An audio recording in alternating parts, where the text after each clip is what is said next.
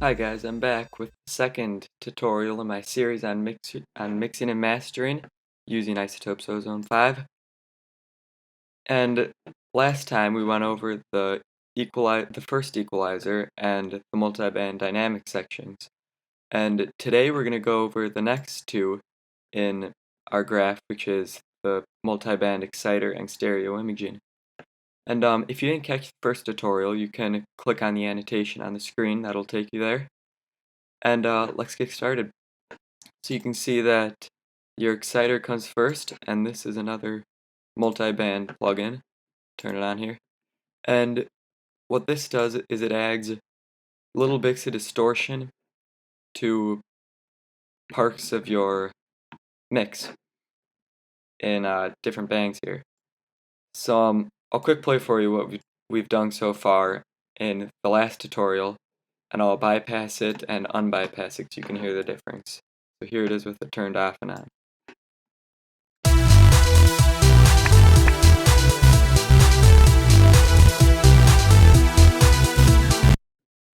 Alright, so it sounds a little bit nicer.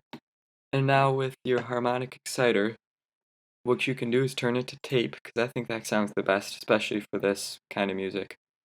But you can try out all of these and see what you like the most.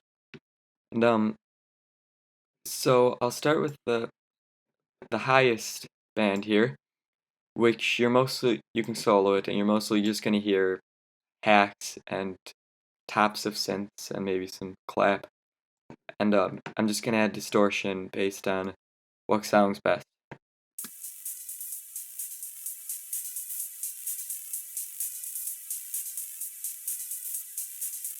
Alright, and then you can do the same for band 3.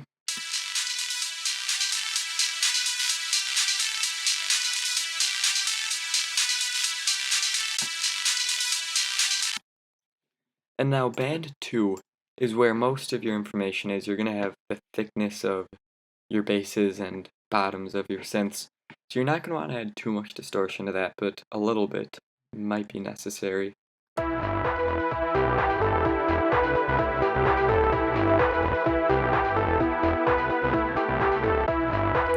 I would say no more than about 0.5 for that band. And then, since the bottom is your kick, you don't want to be distorting that at all. It's going to make it sound like crap. And now you can go through and drag down your mix, and what that is going to do is mix the original signal with your distortion, so it's going to make it sound a lot smoother. Now I'll go through and do that on all of my bangs.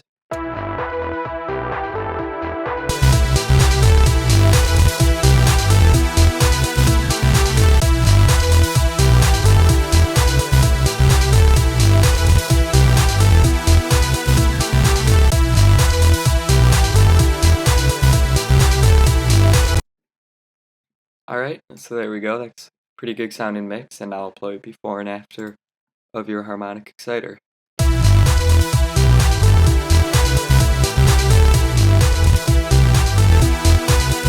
So you can see it sounds a little bit crispier after and, well, more exciting. So now we'll move on to your stereo imaging section, which is the third and final multi-band plugin. And what this does is it's going to add width to your track.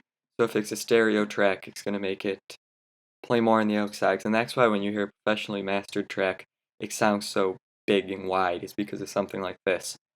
So again, you've got your 4 bangs here, and you can just drag this up and it'll make it wider. So I'll do that.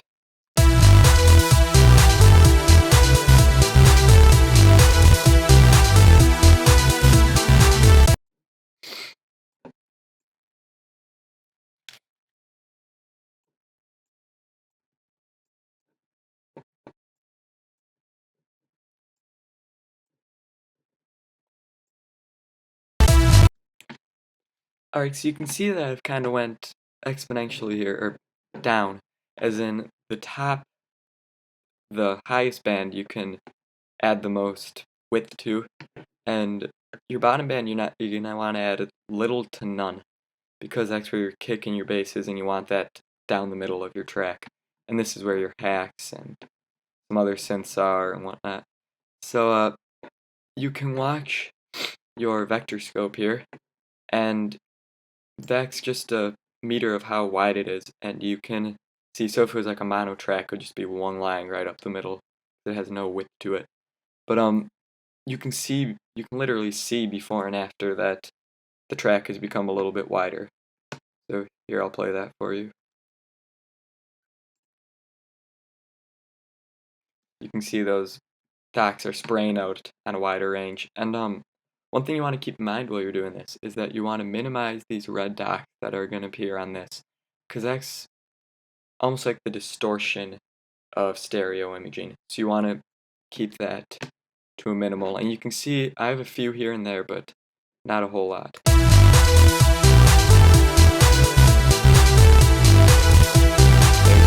So that's it for part 2. And next time we'll be going over the loudness maximizer and your post equalizer.